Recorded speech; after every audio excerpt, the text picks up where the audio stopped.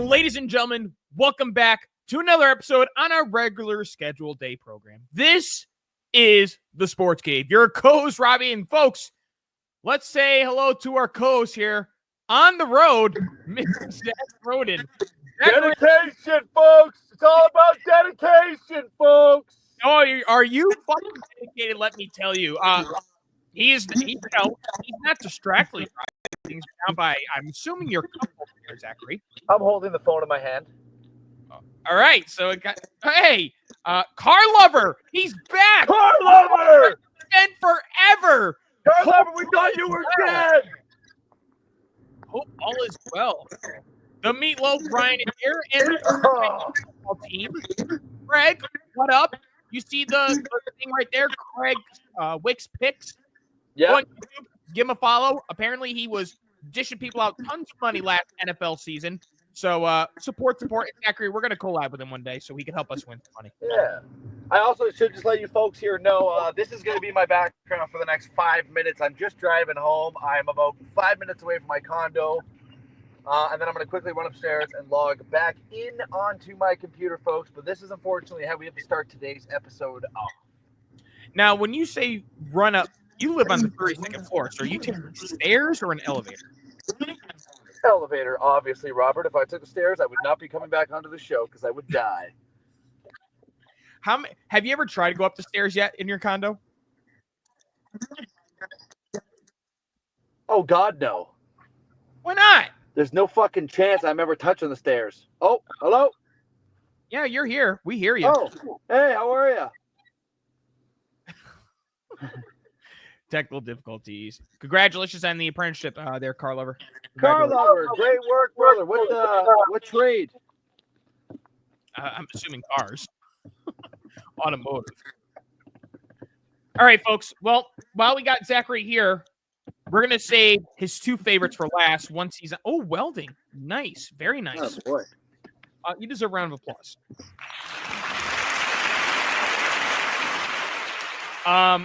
We're going to get some baseball and some NBA. By the time he gets back up to the condo, he'll be there for the NBA talk, maybe even for the baseball talk. We got some NHL to break down as some playoff series are still continuing. The NFL draft, extensions, a bunch of other things.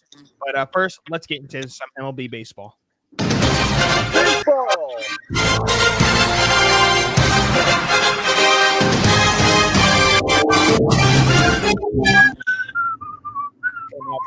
I come in unprepared because normally it's my co-host here reading off everything. But folks, we adapted very, very quickly. All right, Zachary.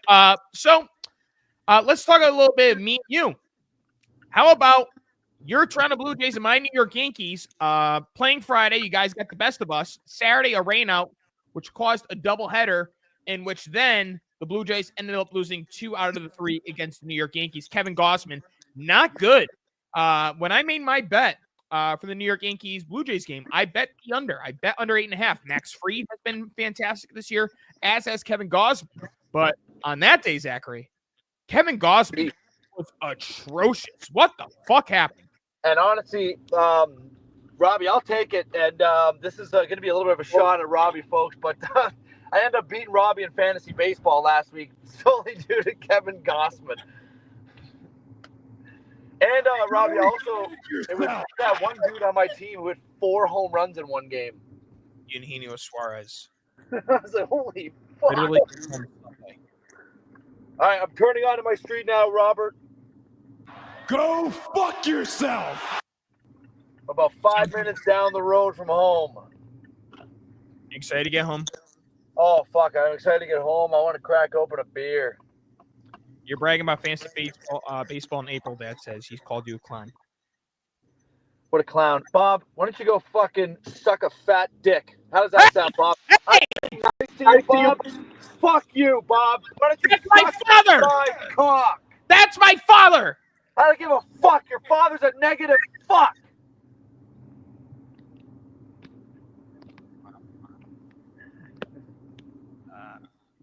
I don't even know if that's PG. But Robbie, I will say this: I posed a question, and that question is, what has happened to my Toronto Blue Jays? What was looking like such a bright season is really looking quite glim and dim now. Yeah, you guys are really, really struggling on the hitting side. Outside of Bo Bichette, who's hitting 302, and Vladdy's going to do his business. But the guy you brought in the offseason, Anthony Santander, a 170 at batting average. I mean, Andres Jimenez, a 184 batting average. Zachary, that's just not going to cut it. That is not going to cut it, Robbie. You are lagging so bad because I think I'm around all of these fucking buildings. Can you hear me? Yes, we can hear you. Zachary, we're just going to wait for you to get back to the condo since you're almost there. I'll hold the fort down for some baseball talk. Okay, yeah. I'm 4 minutes away from pulling in my underground, so give me like another 4 to 5 minutes. I'll be on, all right? I'm going to give you 7 minutes. All right, We're going to I'll do 6:43. All right. Well, folks, he'll be back. I'll hold the fort down. That was just basically me trying to take a jab at Zachary. If you listen to the podcast, you guys lost to us 2 out of 3. Fucking losers. Okay, the real topic of discussions here, folks. We're going to get a little negative here. We're not going to start off with something like positive or energetic. We're going to start off something a little bit negative and honestly, damn near disrespectful. Actually, it's not damn near disrespectful. It was extremely disrespectful. What I'm alluding to here, folks, is, as you all know, Netflix has documentaries for just about every sport out there. We've seen NASCAR, we've seen golf, we've seen the NFL, NBA. They had a baseball one where they followed the Boston Red Sox all season long, rather. And Jarren Duran came out and talked about his suicide attempt, where he had the gun walked up to him, pulled the trigger, and nothing happened. Jarren Duran had a hell of a game. He stole home, which I don't know when's the last time a Red Sox did that. It probably was Jacoby Ellsbury, if I had to take a guess off the top of my head. Am I probably wrong? Yes. However, I'm going to play the clip for you really quick once I can load it up here. Once Twitter decides to stop being fucking retarded. Oh, there's the one. There we go. First drop of the word. All right, so here's the video of Jarren Duran stealing home. It's just a quick 10 seconds. He's coming home. Here's the throw. He is safe. A stolen base. He steals home. Jarren Duran steals home. It is 6-0. It's always pretty cool to see anybody stealing home because it's damn near impossible to do such a thing. Hi, Kathy. Congratulations to Brendan, her husband. Yeah, so a fan came out later on in that game and went after Jarren Duran and made fun of him, saying that he should have finished the job, which then caused Jarren Duran to spark back, and it took coaches, umpires, and security to essentially hold back Jarren Duran from going at that fan. And, they always tell you that you have to ignore the fans and just go out there and do your business. But sometimes when it's situations like that where you say, it's too bad the job didn't get finished. Exactly sure There's no reason to speak to any human, let alone a professional athlete, any human in such a manner. It's really disgusting.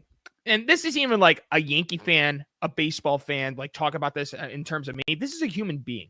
Okay. This guy had the courage to openly come out on the biggest streaming platform across the world on Netflix and talk about his suicidal attempt. And you as a fan are outraged that the Red Sox are kicking your ass at that point, 6-0. And whatever the score was by the time he said the stupid fucking thing that he said to Jarren Duran, be better. We've had so many situations in baseball where these fans need to act better. We had the situation of the World Series where the Yankee fans were digging into the glove of Mookie Betts and potentially could have injured him. And now we have this situation where we think that we can speak verbally with some derogatory language because we pay for the tickets. It's free speech to an extent, dude. To an extent, there's no reason to speak about something that's so personal and sad to hear by a professional athlete. We talk about how these guys make thousands and millions of dollars and that how privileged they are, but at the end of the day, they're still human beings. They have feelings. It's true. So here's the video here of them recapping the situation with Jarren Duran, the fan, via NESN. Not exactly sure what happened here, but Jarren Duran was down on the field, fairly close to the stands, and a fan came down, must have been yelling something at Jarren, and some of the coaches and the umpires were involved. And eventually we saw this guy leave through the stands up to the concourse. Jemai, you're downstairs. Yeah, OB. So there was a fan sitting right here in the front row. He said something that crossed the line after Jaron had flied out to left field. And he stayed up here at the top of the dugout. Completely inexcusable. Credit to security over there in Cleveland. Credit to the Guardians coming out basically saying that we do not tolerate the behavior by that fan, and nor should they. Disgusting act. We need to be better as fans and understand that situations like that, you go after what could have ended his life had the gun went off. It's not cool. It's not cool. Be better as a bunch of fans. All right, next topic of discussion here in MLB here. Well, the team that looked like they were having the best rotation to start off the season is now in question. They have now lost 2 starting pitchers, this certain team. And let's just also allude to the fact that these 2 guys at one point in their careers were the aces for their respective teams. So if you had to take a guess about a pitching staff that has multiple aces, I think you know where I'm going with this. The Los Angeles Dodgers are going to be in trouble. They are going to be without the guy that they just signed this offseason, Mr. Blake Snell. And they are now also going to be without Tyler Glasnow, both former teammates with the Tampa Bay Rays at the times.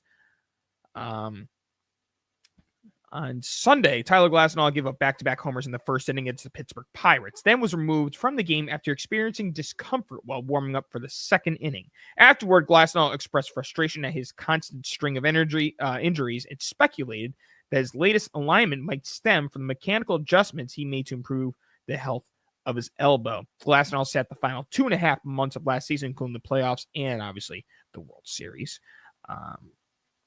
Now, the Dodgers will get a piece back. They're going to have Tony Gonsolin, who's going to make his return tomorrow. This will be his first start in over 20 months. But the bottom line is the Dodgers are deep. The Dodgers are deep when it comes to their starting rotation. I mean, let's go with what they have. They have Yamamoto, Roki Sasaki, Tyler Glasnow, Blake Snell. I think I already mentioned Yamamoto, but Ohtani will come back at some point. Dustin May, Tony Gonsolin, Clayton Kershaw when he comes back. I believe there was another name that I just went over here. No. So they literally have 7 to 8 starters. So in instances like this, they are going to catch up. And ladies and gentlemen, I forgot to hit this button because I've been so caught up, but I got to hit this button. Not once, not twice, not 3 times, not 4 times. So get used to this for 4 times.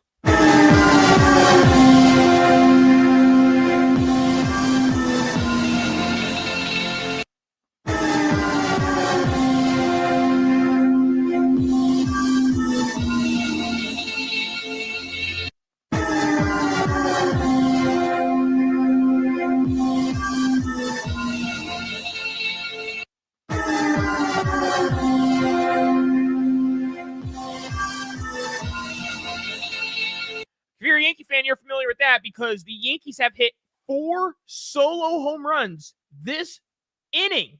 It's the top of the first, and there's 4 solo home runs. Trent Grisham, Aaron Judge, Ben Rice, and Cody Bellinger. What a start to start off the game. Wow. Unbelievable. We have an update from Zach Roten. He's waiting in the lobby. He will be up soon. Damn, 4-0 Bombers in the first inning. Back to what I was going to. So the Dodgers rotation not only is deep, but let's say that they ever got to a catastrophic point where they were down to only 4 starting pitchers. They got the deepest bullpen in baseball as well. Do I see this as a problem? Not for the long term, obviously, but is it a temporary problem? Absolutely it is, because the West is actually doing really good this year. Ironically, the team that's in first place in the NL West, I believe it's a 2-way tie. And indeed it is. It's the Dodgers and the San Francisco Giants, both sitting at 19 and 10. You have the Padres at 17 and 11. The Diamondbacks at 15 and 13 with Corbin Carroll and Josh Naylor absolutely lighting up the ball. And the only team that really doesn't matter because they're on the pace to win, I think it was 25 games this season. That'd be the Colorado Rockies sitting at 4 and 24.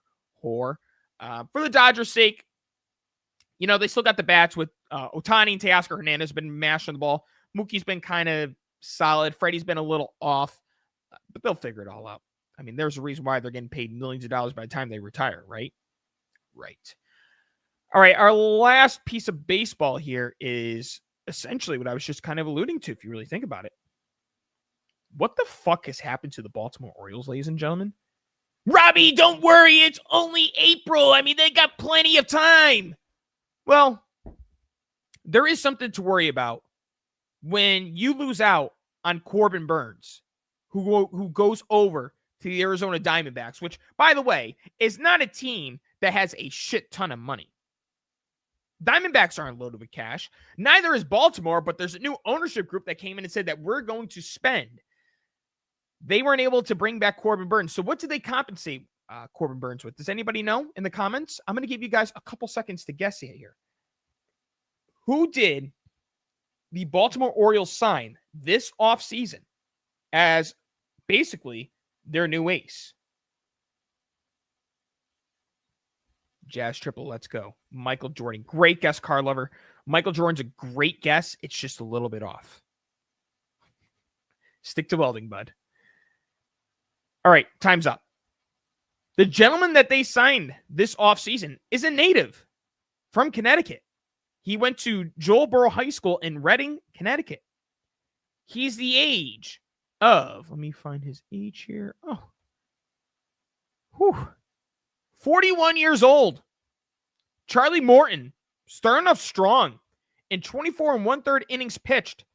He is 0-6 with a 2.219 whip, which is walks, hits, and innings pitched. So an average of 2 between walks and hits in an inning is 2. 0-6 record. Get this, a 10.36 ERA. Not good. Not good at all. And on top of it, too, their star catcher, who I don't believe they locked up, and right now they're probably happy that they haven't, Adley Rutschman. Not the best numbers, and it seems like since 2023, he's been on a decline in terms of offensive production. Only batting .213 early on, with 4 home runs and 8 RBIs and a .683 OPS. I believe he was the runner-up last year. I could be completely mistaken about that, but I believe he was the runner-up for MVP last year, Mr. Gunnar Henderson. A .224 batting average with only 2 home runs and 4 RBIs and a .655 OPS. So what Baltimore essentially did this offseason is they moved their walls in because they realized that they were a little extreme with their, ladies and gentlemen, he's here. Round of applause. Zach Roden. Holy fuck. Fuck. Zachary, I was just talking about how we can get your input on this because you made a joke out of it. So I'm curious to see if you're going to make a joke out of it again. I don't know if you saw Zachary, but Jarren Duran stole home plate. So I'm going to replay the video just for you because you were not here to see it. I did send it to you in your Twitter messages. Oh, I think I saw. Is this the one where the guy, he goes at the fan? No, not yet. This is him stealing home first. Jarren Duran stealing home, just a replay for Zachary, folks. He's coming home. Here's the throw. He is safe. A stolen base. He steals home. Jarren Duran steals home. It is 6-0. We don't get to see a stolen base at home very often, Zachary, so it's pretty entertaining to watch. But I was alluding to that. Now, I don't know if you know the whole details to that situation, so I'll play the video for you, Zachary, and I'll give you the reason for Duran sparking. Not exactly sure what happened here, but Jarren Duran was down on the field, fairly close to the stands, and a fan came down, must have been yelling something at Jarren, and some of the coaches and the umpires were involved. And eventually we saw this guy leave through the stands up to the concourse. Jemai, you're downstairs. Yeah, OB. So there was a fan sitting right here in the front row. He said something that crossed the line after Jarren. The fan better be careful, dude. If I remember correctly, Jarren Duran has a gun. Up here at the top of the dugout, kind of. Doesn't fire very well, though. Well, Zachary, that's kind of what the fan was alluding to. He was telling Jarren Duran basically he didn't finish the job in terms of killing himself. So Jarren Duran honestly, like, reacted. I mean, I'll say it behind his back because I'm a pussy, but I would never in my life say that to his face. Because you know what? If he is, I mean, obviously, folks like to have a little bit of fun. I think the story's kind of bullshit. I've already said it myself. But then again, if it actually did happen, then hey, you got to feel terrible for the guy. You know my stance on it, Robert. I know. I didn't think you would go to this measure. Unbelievable. The other thing I mentioned, Zachary, was the Dodgers are going to be without Blake Snell and Tyler Glasnow. They both land on the IL with similar shoulder injuries, which could be substantial. We're talking about either a pretty lengthy time period. But I'm listening, Robert. Just gonna flip this camera up real quick. I was alluding to that. The one thing that they have is depth. They have. Oh, Jesus Christ! You definitely need it. You definitely need it. Clayton Kershaw will be coming back soon. Ohtani at some point will be coming back. So, I mean, they're pretty deep. What are your thoughts about that, Zachary? Well, I tell you, the Dodgers are still looking like a pretty good team in my opinion. Stank off. Smoke is going all over my condo. He has a dinner reservation with Mary Jane. That's what he's doing. Yeah,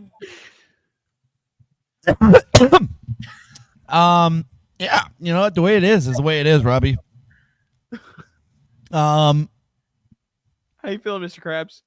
Feel pretty good. Robbie, you've been holding on to Ford so well for a little bit here. Hold down for 30 more seconds because Papa needs to go grab 3 tall boys out of the fridge. You're on one today. You were definitely on one. I'll hold the fort down. Ladies and gentlemen, while Zach's gone, how about I play you another fantastic clip here? How often do you get to see a 6-4-3 put out? Not a double play, a 6-4-3 put out. Watch what happened with the Seattle Mariners. And then just as time's gone on, we've seen less and less of it. JP with a flip. Mastrobuoni the assist. And they got him at first base. Wow. How in the world? That is pretty fucking impressive. So in case you're just away from your phone, let's give you a quick replay of what happened in this game once again. And then just as time's gone on, we've seen less and less of it. JP with a flip. Oh! Mastrobuoni the assist. And they got him at first base. Wow. Zachary, you could put that in the books as a 6-4-3, but it's not a double play. 6-4-3, close as it can possibly get at first base there, folks. And lastly, before we move on from baseball, Zachary, how about a Little League home run? But it's not any Little League home run. It's a walk-off Little League home run with the San Francisco Giants. Ramos is 1 for 2. Oh, Tap just one to third. This literally looks like my men's league softball team, Division Ramos is 3. on the move.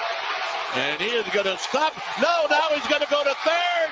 Here's the throw. Even worse. It gets by him. I mean, Here comes Ramos. This game is over.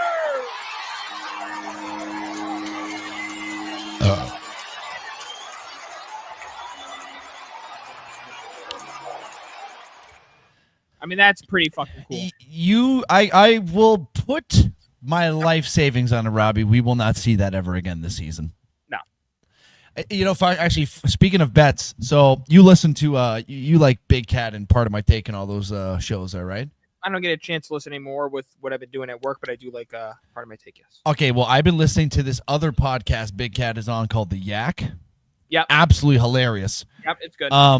He was getting pissed off. You know Stephen Che, that Asian guy that kind of is like behind the cameras for him? Yes. Okay, so he was getting pissed off at Stephen Che because Che gave him 2 guaranteed NFL draft bets that just didn't end up happening. So he was getting pissed off. So he told Big Guy, he's like, here, make your money back on this and take at 30-1 a buzzer beater to happen in the Denver Nuggets and LA Clippers game. And do you know what game that was before, Robbie? What game? The game when Aaron Gordon ended the game on a buzzer beater dunk, 30-1. Big Cat won $90,000 on a $3,000 bet. That's the type of shit that'll get your dick hard. But Robbie, Zach, I'm gonna say it out loud. Do you think they pay in taxes with these fucking bets that they do? I don't know. They've Actually, been winning to be honest. a lot. Like I Zach, wonder. we're about 5 minutes away, not from puck drop, but from all the festivities starting. I feel like it's just natural for me to just. Panama. Also, because we're a very worldwide podcast here. We are. I'm Canadian, and it's a sad day for our liberal cuck pussies here in Canada, as Mark Carney has been elected the new prime minister of this once great nation. Now just a bunch of purple-haired lesbian pussies walking around the streets. I'm not going to say much about it more, Robbie. I guess we'll wait and find out. Say it. But I believe the wrong decision was made. 12 years we've had these liberal cucks leading our country. We need a change, and we vote Trudeau 2.0 in? Okay. That's all I'm going to say. Horrific job, Canada. We fucked up. Anywho, let's get back into the sports, Robbie. We're a sports podcast. Are you sure you don't want to further go on about it? I mean, I went on pretty long about Trump beating out Kamala Harris, so it's up to you. No, I'm sure that the massive population of trans and Indians are happy in Canada that he's been elected, because now the gates, our doors are going to stay open. We're going to turn into Canindia. And you know what? I don't have any problem with Indian people, but at the end of the day, this land should be for Canadians, and a certain amount of immigrants. Countries are built on immigration. The liberals, all they do is anyone, come on in. Murders, come on in. Rapists, come on in. Drug dealers, come on in. And I'm not saying that that's what Indian people are. That's I feel like as I was saying it, I could see how people could perceive that. We obviously have to let in immigrants, Robbie. That's every country lives off immigration. That's how great countries were built. Yes. You gotta cap the number here, okay? You gotta cap it. You need an extensive background check. I mean, you know what I go back to, Zachary? I go back to, I think it was 2 years ago, when these illegal aliens from Mexico beat the shit out of a cop in New York City and were released freely. And what happens when they were on camera? They flipped off the camera. You know what I find funny? Like it's put in our countries. I love the term illegal alien. It's like fucking. Oh, if you missed out on Zach going ham about the liberal elected prime minister for Canada. Mark Carney, I'm going to say this once, and I'm not going to repeat myself. You better fucking fix what that retard Justin Trudeau did to this country. You better fix it, and you better not fuck it up. If you are the prime minister for 4 years, and I'm still not able to afford a house after these 4 years, not going to be good for you, Carney. Not going to be good. Are you saying that you're going to... I'm going to say me personally, but somebody's going to fucking kick that guy's ass. Are you saying kick his ass or... We don't kill people in Canada. We use our fists and we have a nice coffee and a dart afterwards. But Robbie, we kill people in America. We got puck drop in about probably closer to 10 minutes right now.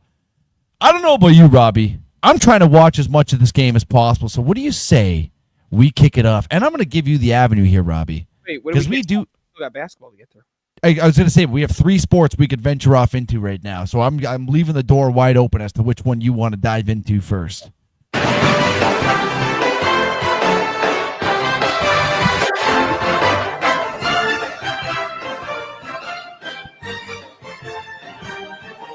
For 3! It's the NBA on the Sports Cave. Zachary, we have, unfortunately, a shit ton of NBA to break down, and I got it all right here for you. So let's start from the very top. And Zachary, I start off with bad news in baseball and kind of like discuss people. I'm going to start with bad news again. Okay? Man, this actually made me upset when I read it. I never go this route, but like Damian Lillard is such a likable guy. Will he ever see what I wrote him? No, but I'll read to you what I put in his Instagram messages, which I'm sure, by the way, number one, he never saw. Number two, I'm sure he's got millions of messages in his DM, but this is what I wrote to him. Wishing a safe, speedy recovery. AJ, nothing but a number. You'll be back stronger than ever. Dame time. Damian Lillard, after what most people expected him to miss the playoffs due to blood clots, made his triumphant return. Only 2 games later to tear his Achilles, ending his playoffs and also ending Plouffe, you missed the first one. End the playoffs, ending the season, and probably most of next season. Zachary, your thoughts. My thoughts are, it's Kevin Durant all over again, Robbie. Except, I guess maybe a bit of a different situation because it wasn't like he injured his ankle and then came back too early. But it's like, the anticipation sitting there is like, when are we going to see this man? I guess with Damian Lillard, actually, we weren't even expecting to see him unless your name was, who was it? Shams was the only guy? Shams wasn't expecting to see him. He was done. To me, it's just like, it's horrible news, especially at the time in his career. Like, he's not any younger. He's, what is he, mid-30s now? Like, this could be a career-ending injury, Robbie, or at least like a Damian Lillard playing at an elite level ending injury. And Robbie, not to say that this team would have won the championship this year, because I do believe they're going to get bounced by the Pacers regardless, but it also does kind of just slam shut his championship chances. Like, we might be talking about like an Allen Iverson, a Charles Barkley, when we're talking about a Damian Lillard when it's all said and done. Just one of the great offensive players of this day and age that just couldn't get the job done. Damian Lillard's going to be 35 in July, so he's probably going to be involved next season. So with that being said, he'd be coming in at age 36. That's a very, very tough time to get that injury. Agreed. It's very unfortunate, and we're hoping the best for Dame. And the story outside of Damian Lillard is the Bucks are down 3-1. They trade away Chris Middleton to bring in Kyle Kuzma, essentially to be that third guy, and he hasn't been good as the third guy, so can he step up to be the second guy? If you ask me, the answer is no. Brook Lopez is well beyond his offensive standpoint that he once was at with New Jersey / Brooklyn. Bobby Portis, he missed all those games, so you got to imagine there's a lot of rust he's trying to shake off. So in the end, it sounds like Gary Trent Jr. has got to be the second option for Giannis, and you know how that goes, Zachary. Gary Trent is arguably one of the more one-dimensional players that you'll ever see in your entire life, Robbie. Yeah. I mean, you can put a basket in here and there. Not really even a fan. He's a good scorer. He's not a great scorer. He's a good scorer, but that's kind of, correct me if I'm wrong, that's kind of all I saw from him. Yeah. No, you're correct. You're absolutely correct. I think it's safe to say that the season is over for the Milwaukee Bucks, Zachary. Do you see them making a 3-1 comeback? No. Especially not with the way that these Pacers are playing, Robbie. They're playing unbelievable right now, and to me, it's just you're running into a hot team at a wrong time here, Robbie. Excuse me. Jesus Christ. Why is it fucking... What the hell is going on here? I got to refresh I'm trying to get the Leaf game going at the same time. Zachary, what college did Kyle Kuzma go to? College? College. Jesus Christ. I'm going to say Kentucky. No. UConn. No. I have no idea. Duke. No. I'm not sure then. University of Utah. Oh, are you kidding me? Like, what the fuck is wrong with you? Like, I'm going to sit here and guess the University of Utah. The Utes. All right, I'll give you one more. His teammate, Brook Lopez. Robbie, you could ask me even how old Brook Lopez is. I could tell you he could either be 25 or 49. I'm going to say Brook Lopez went to University of Spain, University of Barcelona. I'll give you, it starts with an S. I'll give you that hint. Syracuse. No. Staten Island. What fucking university did this cocksucker go to? Stanford. Robbie, hit the breaking news. Break. Oh, please hold. Please hold.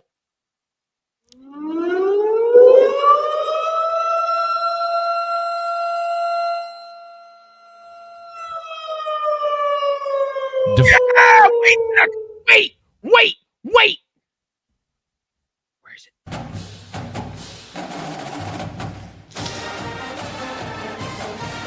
This is not what the breaking news was in. Oh, you fuck! You lied. Defenseman for the Florida Panthers, Aaron Ekblad, handed a 2-game playoff suspension for his late hit on Brandon Hagel of the Tampa Bay Lightning in last game. Breaking news here on the Sports Cave. 2-game suspension, 2 playoff game suspension for Aaron Ekblad. Whew. We'll get into that in a little bit, Robbie. But you, what the hell news were you going to say there? My preseason prediction came true. The 2024-2025 NBA Rookie of the Year award winner goes to the San Antonio Spurs, Stephon Castle. Stick taps. Sorry, Robbie. Let's get back. Well-deserved round of applause here.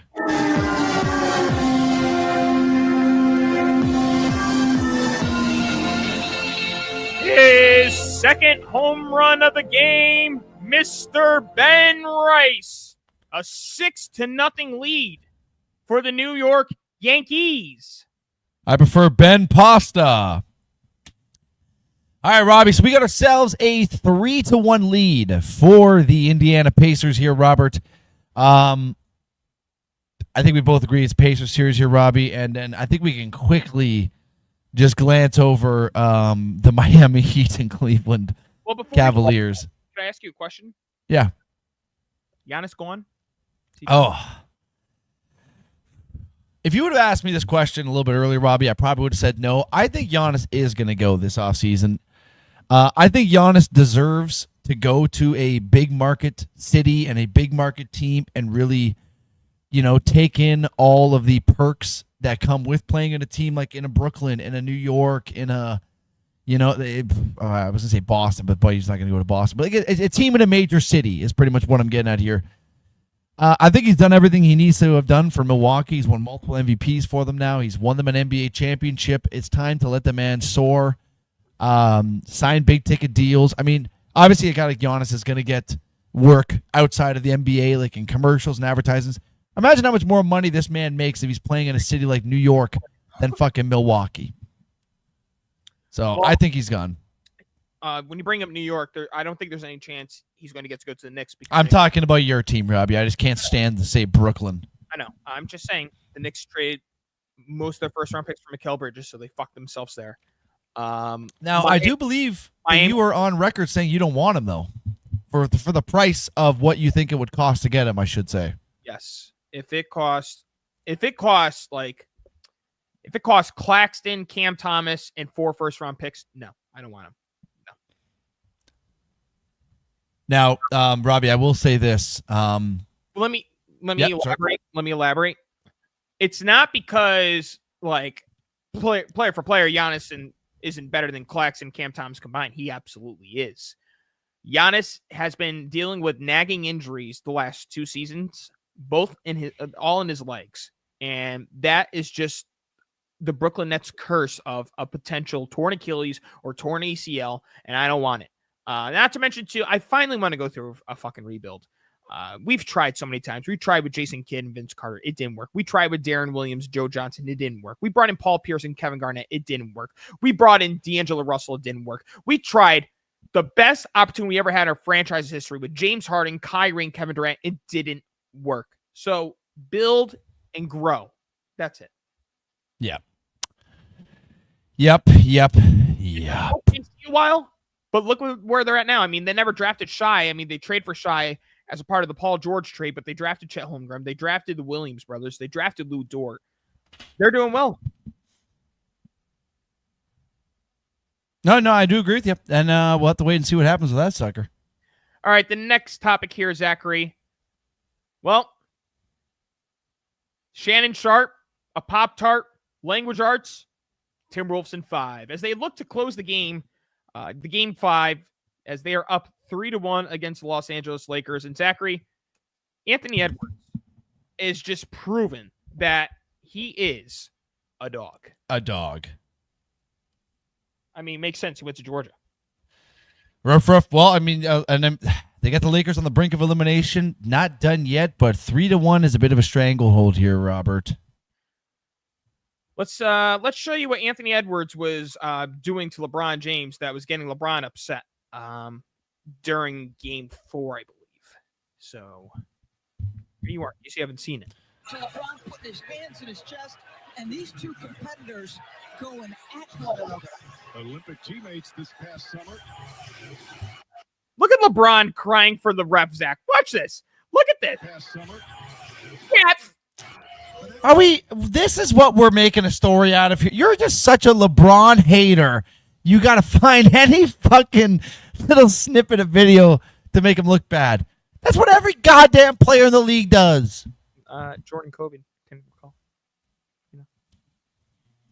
Well, that's what every fucking player in this league does now. In this 10-ply, soft as baby shit, Charmin, ultra strong league that we play in here in today's future.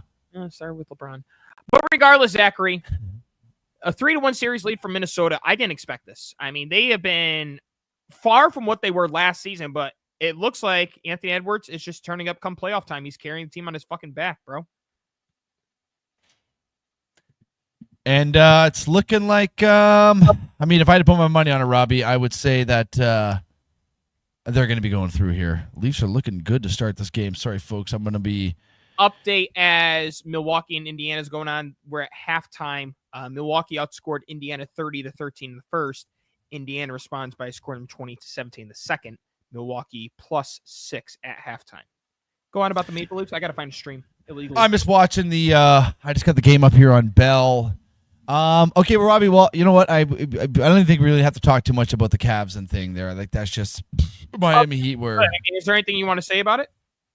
No, I just want to say that this is why Miami was a 7th or an 8th seed regardless. No, they weren't, were they? It was the Hawks. Yeah, Miami, I think, was a 10 seed. This is why we can get rid of the play-in tournament, Robbie, I think. I agree. You know what I mean? Like, this is... To me, it just makes a first round almost unwatchable. I'll give the Magic credit. At least they're having games with the Boston Celtics. They're keeping it somewhat close. Hell, they've even won one. The Heat got 40-pieced every single game. Who the fuck are the Thunder playing right now? Memphis? Yep. They got 40-pieced every single game. I mean, it's almost unwatchable how bad it is of a product the first round some of these series are in the NBA. Tyler Hero before Game 3 against the Cavs. This was his quote before Game 3, not after. Quote, obviously, I know I need Jimmy to win. If we had Jimmy right now, I feel like it'd be a completely different situation. We probably wouldn't even be the 8th seed. But you guys were so quick when he was fighting for the contract that he deserved to say, get him out. So now, now it's like, oh, yeah, no, we want him. You guys couldn't win basketball games. Bastards. That's what, like, Zach, I am opposed to the way that certain situations are held like that. But Jimmy Butler's situations compared to any other athletes is way different. Because we all know the reason Miami Heat went to the twice was because for fuck's sake. Willie had a breakaway, but he lost it. I saw. What's your time at? I'm at 18, 20, 19, 18, 17. I'm at 17, 55, 54, 53. Shit. All right. Just be. Oh, my God. I think Ottawa might have just scored.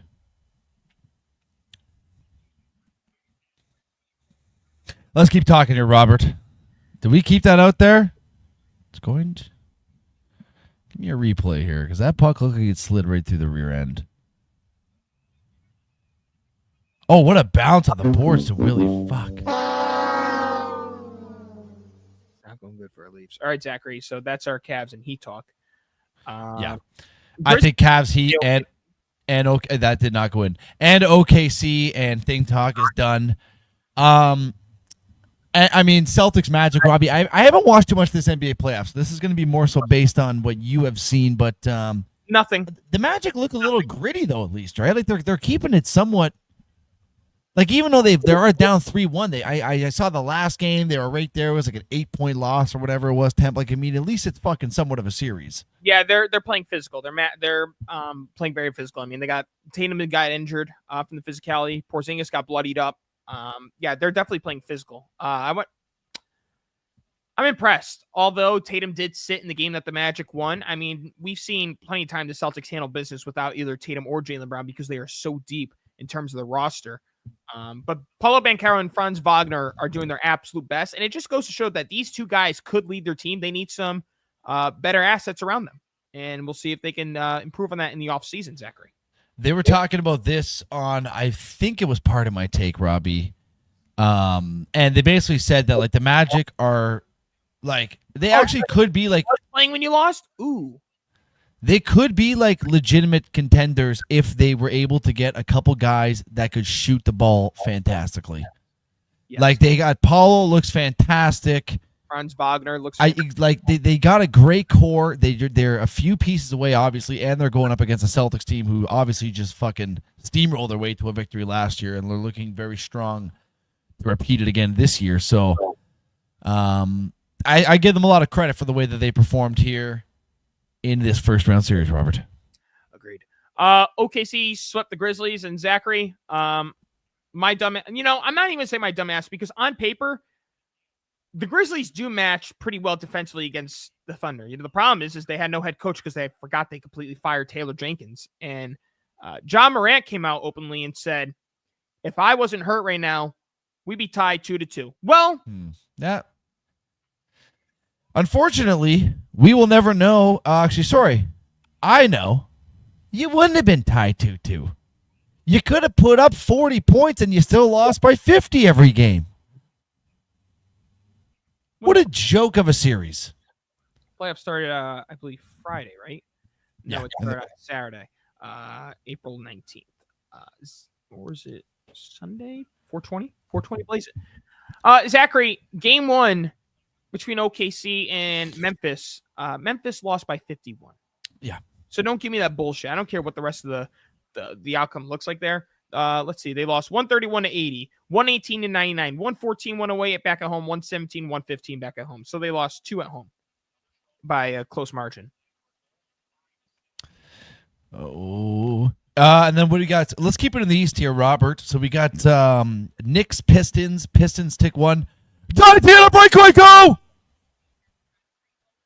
What the fuck was that? Pistons took one of the games in the series. But I think we all kind of saw this one coming, Robbie. The Pistons don't have a Karl Anthony Towns. You know what I mean? They have similar players to a Jalen Brunson. I really like Cade Cunningham's game. But they don't have a Karl Anthony Towns, Robbie. And when that man turns it on, he's one of the best players dribbling a basketball right now.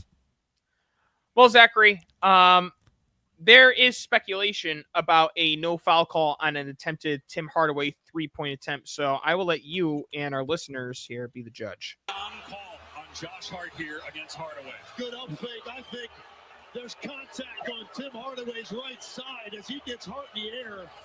Most often, you're going to get a call on this play. Oh, that's a foul any day of the week. But we know there's been a lot today not called. Well, Zachary, as you can see, the clock expired. That's a bad missed call. And the Pistons ended up losing by 2. The difference maker. Wait, what? Ryan, I heard his trigger finger. Great question, Ryan. So the NBA officials league office question. What did you see on the last series and why wasn't there a foul call on Tim Hardaway's 3-point attempt?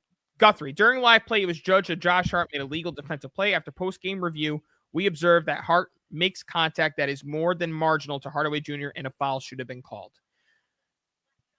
They got to figure out a way to have these sort of reviews because if this is the NFL, you got time to review it. You can throw a challenge flag. Why is that not a reviewable play either, right? Like, that's so stupid. Yes. Why can't they come to a consensus or someone from Secaucus, the headquarters for the NBA, just say, hey, you guys got to review this. See, now I was just about to say, they should do something like within the last 2 minutes, they review every foul. I'm like, oh my God. That would be an additional hour and a half of basketball. Exactly. That's what they did at one point.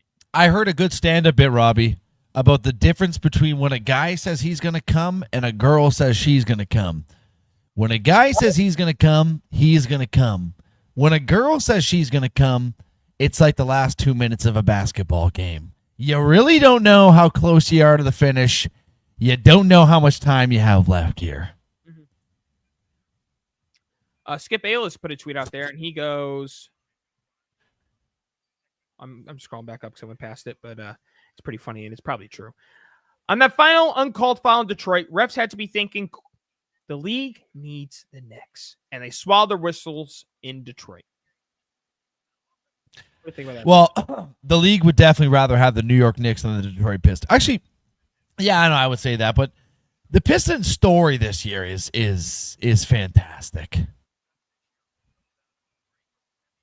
Oh, Matthews, he might have just hurt his hand there a little bit. Oh, you fucking bastard. Well, unfortunately, they're down 3-1, but they play very gritty. I mean, maybe they can find a way to come back here. Yeah. Okay, so we broke down that series. Oh, Golden State. Yes. Jimmy Butler comes back in Game 4, and I don't know if you saw, but Dylan Brooks had an aggressive foul on Jimmy Butler. Jimmy Butler at the free throw line was calling Dylan Brooks a. Oh, he was calling him everything in the book. And the next play, he shot Brooks.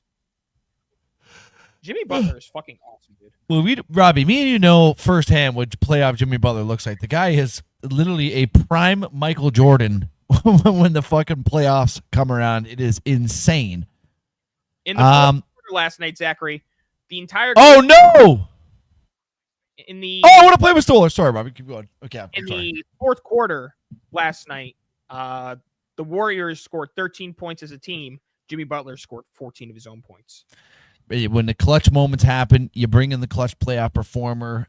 You honestly have to feel bad for the Rockets after the season they've had, that you come in to a first-round series against the Warriors with a Steph Curry, a newly acquired Jimmy Butler, and a new lease on what could be another championship team. I think if you would have asked them before Jimmy Butler came in, Robbie, they would say, we'll make the play-in tournament, we'll make it exciting. We have no chance of winning.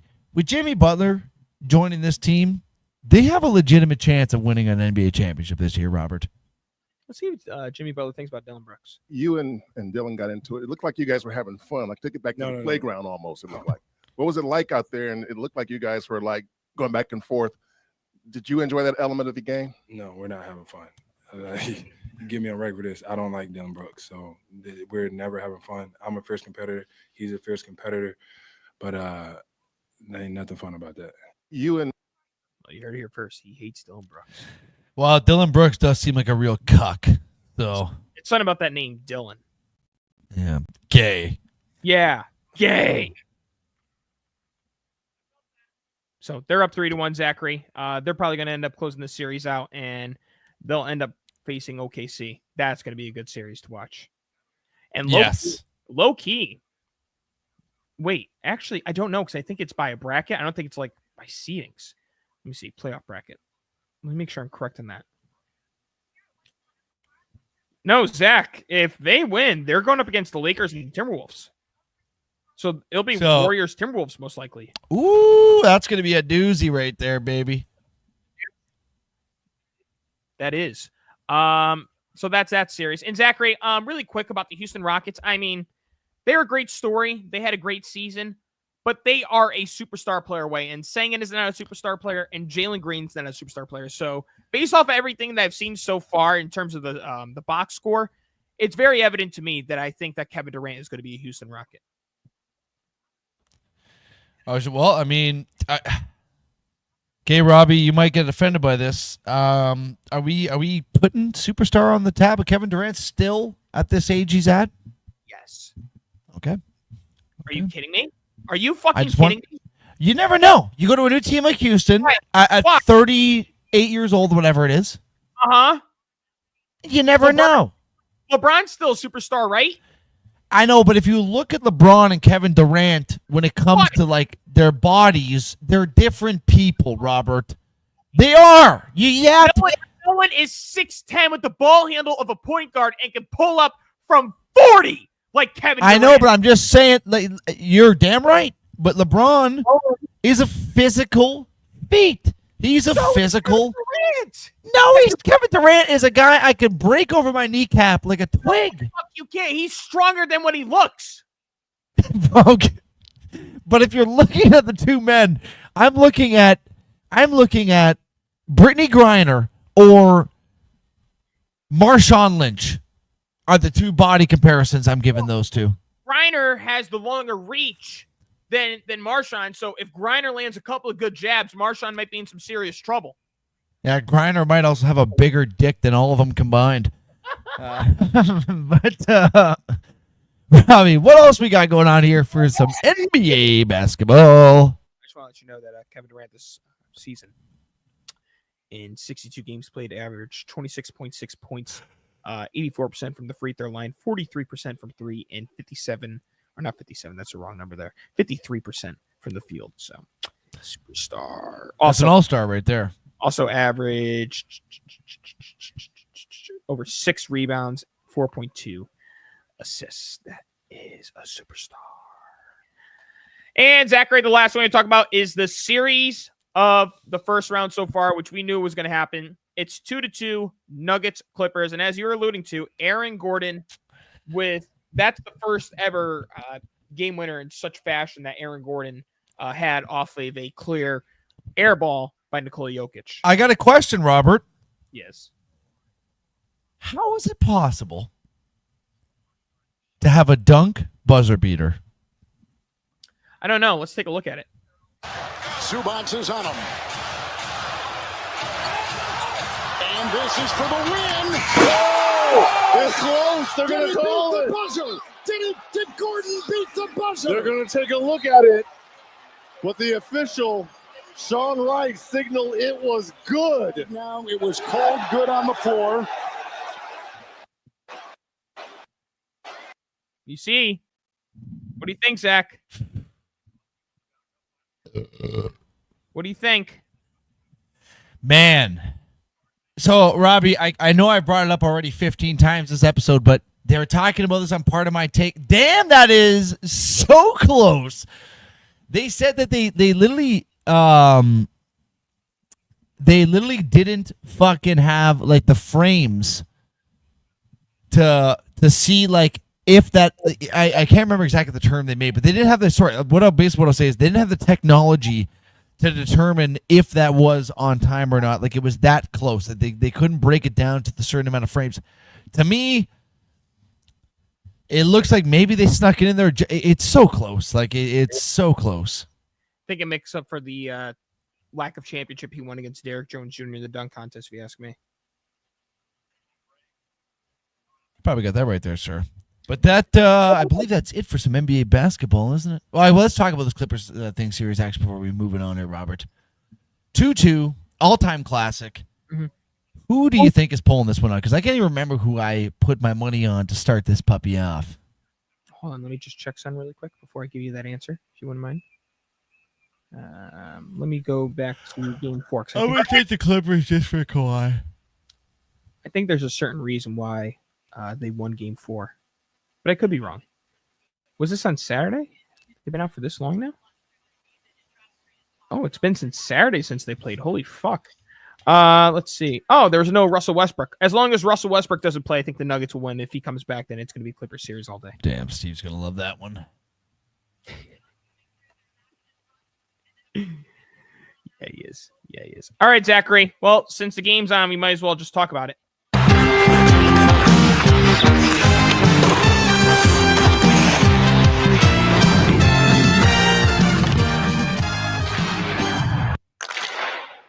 I made the notes. Yeah. You made some notes, huh? I did. I only did all right. Outside the playoff breakdown. That's all you. But I'll read you the note one you put in there. I don't know if this was talked about last week. Penguins. No, this happened. I believe today. So or today or yesterday. Penguins and Mike Sullivan part ways after 10 years and 2 Stanley Cups. Yeah. You know what? The right decision to be made here, Robert. The Pittsburgh's now, I believe, is at 3 years in a row not making the playoffs. One of the bottom end teams going into this at the end of the season here. You got the end of Crosby, the end of Malkin. Fleury's already gone. The end of Chris Letang. Obviously, this team is going to be going through some growing pains here, and they're definitely in store for what even could be a rough decade, Robert. But I think it's best, you still do have Crosby and Malkin. I know they're aging, but you saw Crosby this year. He was over a point per game. You might as well get somebody else in there. See if you can just get this guy on one more playoff run. Or maybe, Robbie, something I never thought would ever happen, maybe we see Crosby playing for a different team.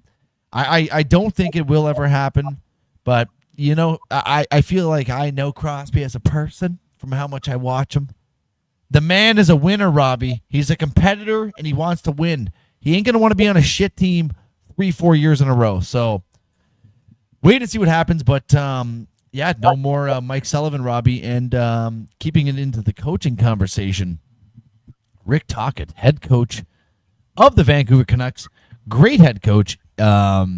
Apparently wasn't fired because he was offered numerous contracts to stay in Vancouver, but I think Rick Tocchet did the very rare coaching quit job. And basically, no matter what money they were going to offer Rick Tocchet, I don't think he was going to stick around. So, big name. Do you blame him? No, I got the amount of bullshit that man had to deal with this year with guys like Elias Pettersson and JT Miller. Not only that, but then they has to get his hand. No, I mean, the trade obviously wasn't his fault. But you basically get your general manager's hand forced to trade one of the two, Elias Pettersson and JT Miller. And I think we can both agree, Robbie, they traded the wrong of the two. Now you're stuck with an Elias Pettersson who is obviously a mental midget. Oh, have that's an offensive word. A mental little person. You have Thatcher Demko in net, who has an injury that is so rare it cannot be fixed due to surgery. It's just something he's going to have to deal with for the rest of his career. And you have a defenseman, the star in your team, Quinn Hughes, who basically is publicly coming out, not even him saying it, but the general manager of Vancouver Canucks saying that Quinn Hughes wants to go play with his brothers in New Jersey. To me, the Vancouver Canucks is a shit show of a franchise and organization right now, and Rick Tocchet made the most correct decision getting his ass the fuck out of there before it really goes bad. Canucks. Not looking good for the Canucks. And obviously we mentioned Mr. Aaron Ekblad, Robbie. 2-game suspension.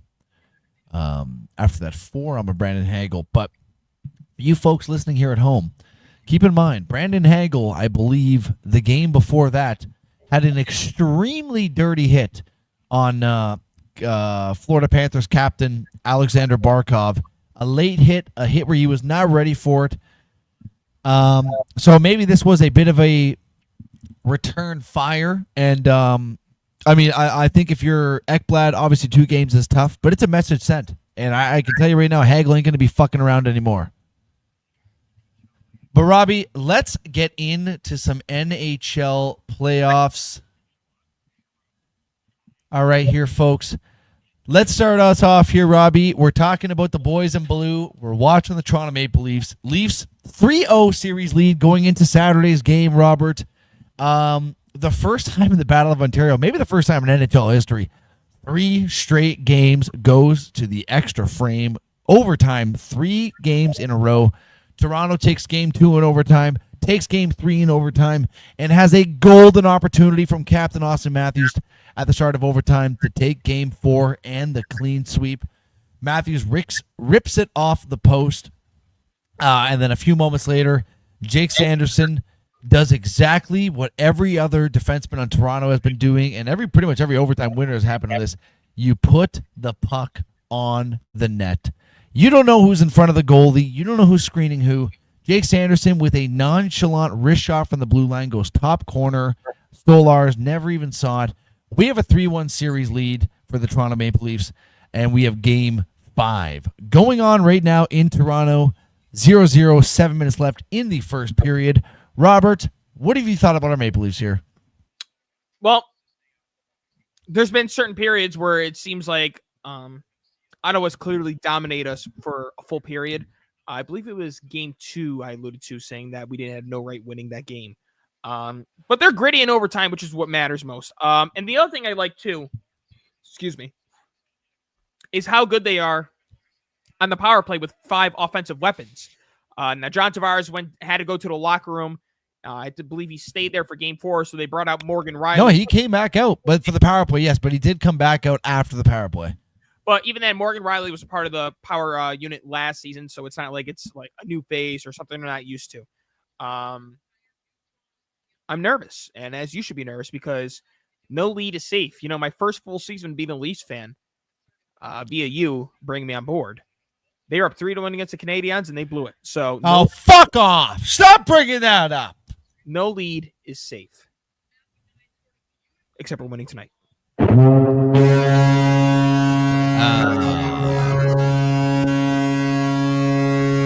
Why would you play the horn?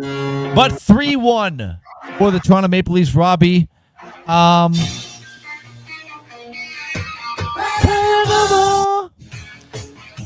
Robbie, there is a few series here that are at 3-1 right now, and I'm just going to go through all of the 3-1 series, and then we're going to discuss it, okay?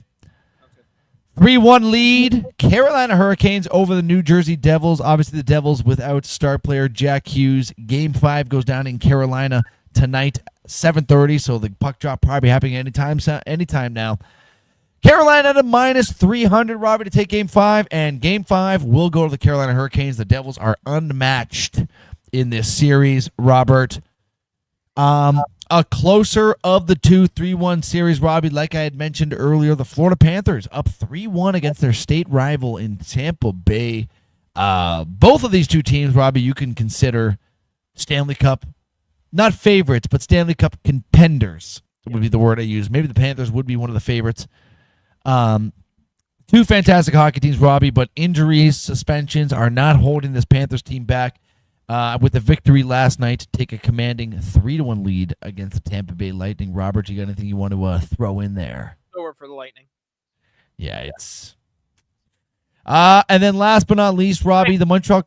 They can extend the series so we get some more rest. Please do. Montreal Canadiens down 3-1 to the Washington Capitals. The Canadiens have been a gritty team so far in this playoffs against the Washington Capitals, but when it comes down to top-end talent and skill, Matthews' hand is so swollen. That is not good. It is just not looking good for the Montreal Canadiens, Robert. Ovechkin sticking into his season form of just ripping goals. I mean, gets an overtime playoff winner. I believe he's at 2 or 3 goals now in the first 4 games of this series.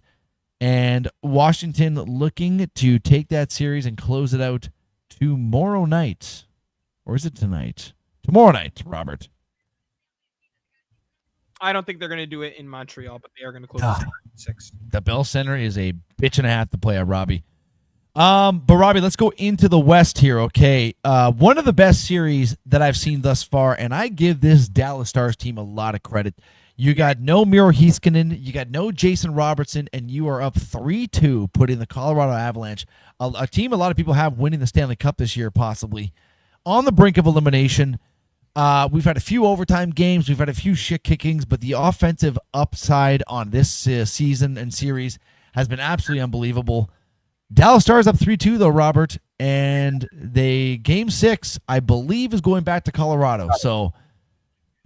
give them a bit of a home field advantage in that one, and like I said before the season started, and like you said, I'm pretty sure this is going to be a 7-game series, Robert, and it will in fact be a 7-game series. Colorado will win this game, and we will be going to a Game 7 in that series. I don't believe I called that, but I'm pretty sure. Hold on, just drop my headphone. Hold on here, that's not good here. 1 second. Welcome back. Jesus Christ, that was. I don't think I called it in 7, but I called the Abs winning because of the injury of Jason Robertson and the Dallas Stars, and they're proving everybody wrong. They are great. Oh, we got a power play for the Toronto Maple Leafs here. The Stars look fantastic, Robbie. Another team here, Robbie, that looks pretty damn good these last 2 games. Edmonton Oilers, Robbie, even the series up 2-2 with the LA Kings. Kings take the first 2 in LA. Oilers take 2 very, very close games in Edmonton to even up the series, Robbie. They could have went either way. This could have been a sweep.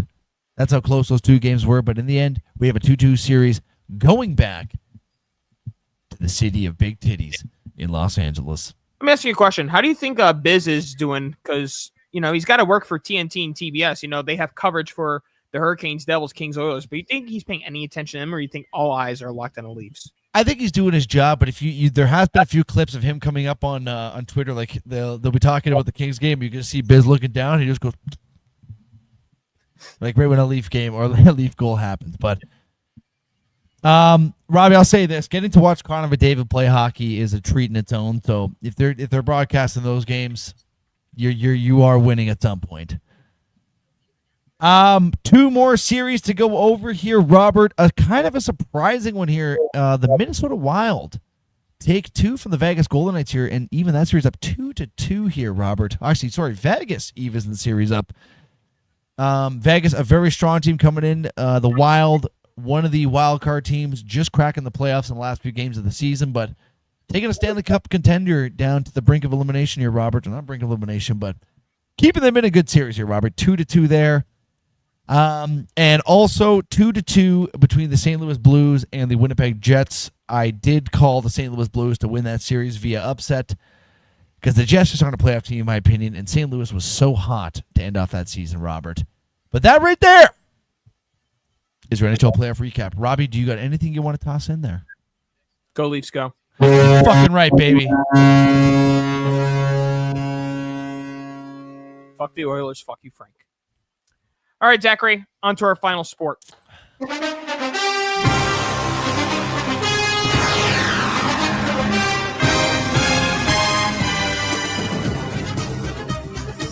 Sue our fat tits.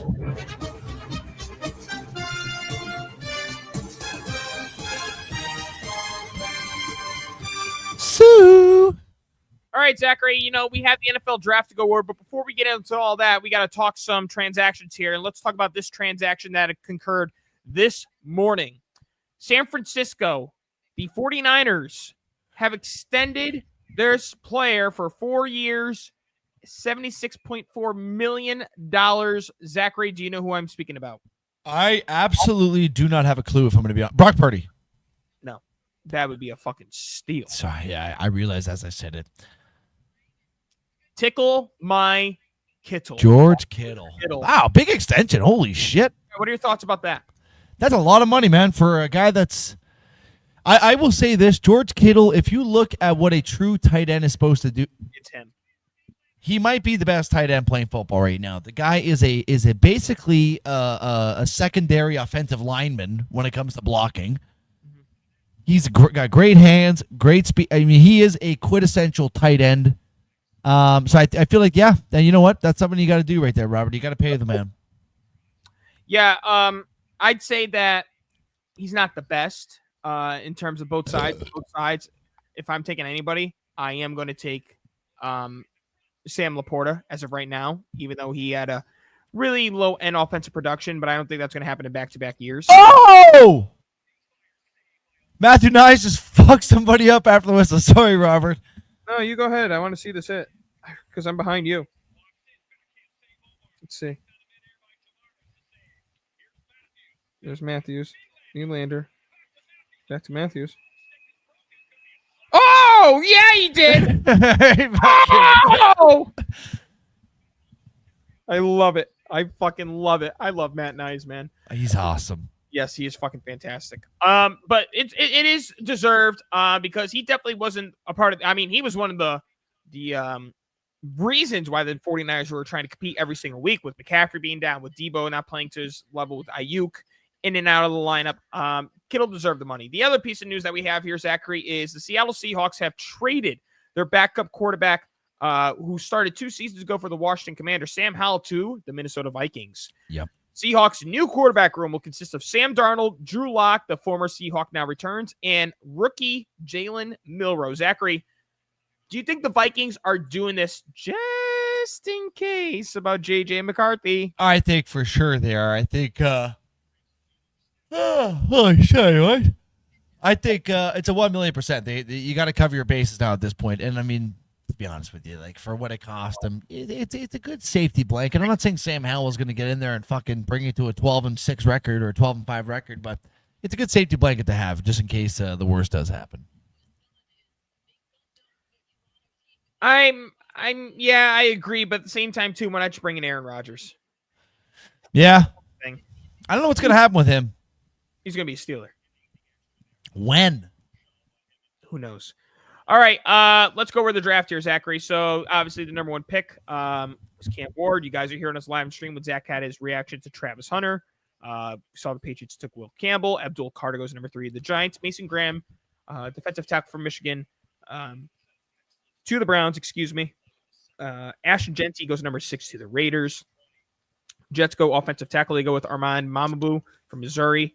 The Panthers take a wide receiver. They take McClendon from Arizona. Saints, they take offensive tackle from Texas, Kelvin Banks Jr. And to finish the top 10, Colston Loveland lands at number 10 to the Chicago Bears. But a lot of people are talking about Tyler Warren dropping all the way to 14 for the Indianapolis Colts. I think that's a good fit. That's a great fit. You get your number one tight. He's the tight end, right? Okay. You get your number one tight end. I was seeing a lot of people saying that could have been one of the best talents on the board. Yeah. Tyler Warren. So great pickup for them at 14. Keep going with the first round because I would like to just discuss my Browns a bit, Robbie, afterwards. Tyler Booker, who goes to the Cowboys via Alabama.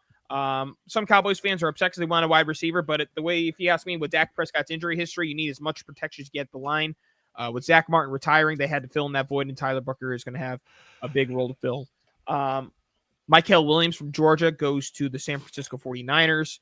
The Miami Dolphins take Kenneth Grant from Michigan, defensive tackle. Let's see. Emeka Ukuba goes to the Tampa Bay Buccaneers out of the Ohio State. I mean, huge. Very good. That's a very good selection to go with Mike Evans and Chris Godwin. That is that is a unbelievably scary receiving core for. Let me tell you something right now, Robbie. For those of you folks that don't know much about Emeka Egbuka, this man is a dog. Yeah, okay. He had to take a step back this year because the new little phenom that came out, our freshman, the guy's unbelievable. But the man still had a very respectable season, Robert, and I think he is going to put up similar numbers. Maybe not as good, but he will have a fantastic career with this Tampa Bay Buccaneers team, Robert. I agree. And then I'm not going to go through every pick, but the last pick to talk about, Jackson Dart. The New York Giants trade up to number 25 to bring in Jackson Dart. Zachary, I believe at the live show you said you would like Jackson Dart. Jackson Dart was in my opinion one of the better quarterbacks. I think I had him ranked second in this draft. But then again, I also did have Shadur Sanders going third, Robbie, and we'll get into him in a little bit. But Jackson Dart, just from honestly, Robbie, I'm also just reading what I'm seeing online. I don't really know much about him, so. Me neither, brother. Me neither. He's just got a penalty. We go to the second round where the Browns had the first pick in the second round. They draft linebacker out of UCLA, Carson Schwarzenegger, essentially, whatever the fuck that last name is. And then you also trade up or trade back, one of the two, to 36 to bring in Ohio State running back Quishon Judkins. And a couple picks later, 2 picks later, the Patriots go with Trayvon Henderson of the Ohio State for running back. The fact that we have 2 backs going within the fucking first 6-7 picks of the second round is absolutely insane. No wonder they won a natty this year. 2 absolute dogs, Robbie. We are both going to be very pleased with what we were getting from these 2 absolute animals at the running back position. Obviously, my team, I believe, is needing a running back a little bit more. But if you look at your situation, you have an aging what the hell is the guy's name? Ramondre Stevenson. You have an aging Ramondre Stevenson. So not a bad pickup for you guys as well either. In the third round, why is this scammer calling me? Fuck you. In the third round, you guys went with the tight end. You went with Harold Fannin Jr., tight end of Bowling Green. The New England Patriots went with Kyle Williams, Washington State wide receiver. That's son about the state of Washington. The Patriots absolutely love. Don't know why, but that's just the case. And then we go to the fourth round, Zachary. The Patriots take Craig Woodson, I believe the son of Charles Woodson, if I'm not mistaken. Safety out of Cal. You guys had 4th round pick, didn't you? No, it doesn't look like you did. Nope. Because I know who we took in the 5th. Well, unless you had him in the wasn't Dylan Gabriel a 4th rounder, or was that a 3rd round pick? Oh, he's pick? 3rd rounder. So in the 3rd round, you guys took Dylan Gabriel. In the 5th round, the Cleveland Browns select Shedeur Saunders. Zachary, talk to me. Your quarterback room now is Deshaun Watson, Kenny Pickett, Joe Flacco, Dylan Gabriel, and Shedeur Saunders. The way I look at this, Robbie, is we got a guy that pretty much the majority of the nation, analytic-wise, had as a top 3 quarterback going into this draft. And we got him in the 5th round with what I'm going to assume is going to be a chip on his shoulder now. He went from being what was projected to possibly be going 3rd to the Giants at one point. actually was projected to be going first at one point. I mean, he went from that to a middle of the round, 5th round pick, Robbie. There better be a huge fire lit underneath his ass going into the season. All the way up into the hole? Way up into his sphincter. And I think, oh my God, I think we're going to see a pretty gritty, hungry. I love the quarterback room, Robbie. I don't love it. It's okay. There's a lot of names in that room, and no one elite. But I was a little bit questionable about the Dylan Gabriel pick, but the Shedeur Sanders one in the 5th round, it just made sense, Robbie. I feel like he's still available there. You got to go for it, and you got to see what happens. Now Shedeur Sanders, a lot of people are saying the reason that he got demoted so bad, and I think you know where I'm going with this, right? Because he's black. Because he's black. I don't think that's the issue. I think the issue. No, I was just joking. No, people were legitimately saying it's because. What? You fucking. I gotta piss so bad, Robbie. Are you kidding me? Oh, I can hold it in. We're gonna be done pretty soon, I guess, right? Camera, you're gonna hold it. We're gonna be done soon. I mean, this is the same guy that didn't attend the pro day, didn't attend the fucking 40-yard dash and all, whatever the fuck it's called. I'm drawing a blank. Didn't attend any meetings. He handled everything unprofessionally. Basically told him, like, you know who I am, you know what I bring, so draft me. No, it doesn't work like that. Even if you're Deion's son, it doesn't fucking work like that, dude. You need to understand. Do I like the cockiness? In a way, yes. I'm glad that you believe in yourself in such a way. I'm glad that you are confident in what you could bring to the team. However, you are no different from the rest of everyone else that is going to get selected. We have seen number 1 pick overalls be complete bust. You have the potential to do that. Anybody has the potential to do that. Cam Ward could be a bust. Okay? You have to understand you are no bigger than any player on your team. Get that through your skull. Now, the difference is if this was the Cleveland Browns 10 years ago, it'd be a fucking shit show. But with Kevin Stefanski, he'll shut that shit down. Yeah, he'll reel him right in. I feel like this is a good. I think it's going to be good for Shedeur too to get in here and actually learn some ethics. Because you know what, we love Deion. Deion, I feel like is like a LeVar Ball. You know. Yeah. Huge on his kids, which as you should be, but not exactly what they need to grow them to the potential they could be. I could be wrong. The other thing, too, that kind of pisses me off is there hasn't been enough talk about Cam Ward because it's all been about Shedeur Sanders.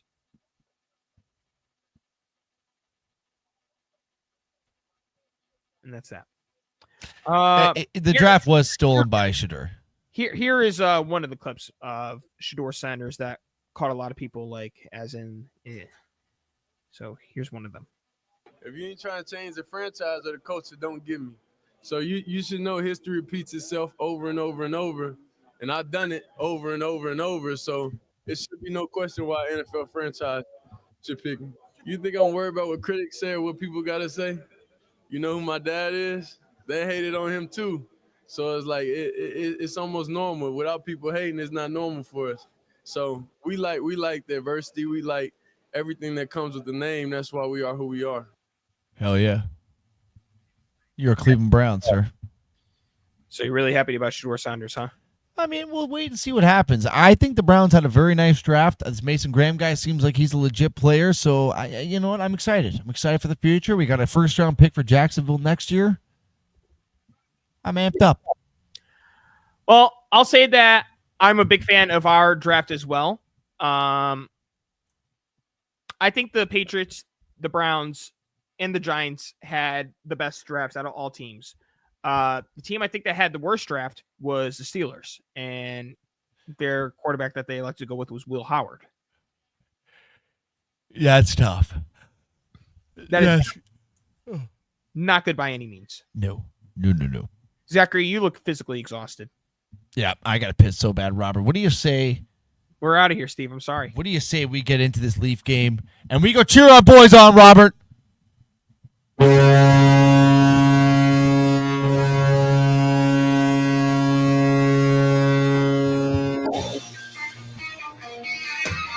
Panama.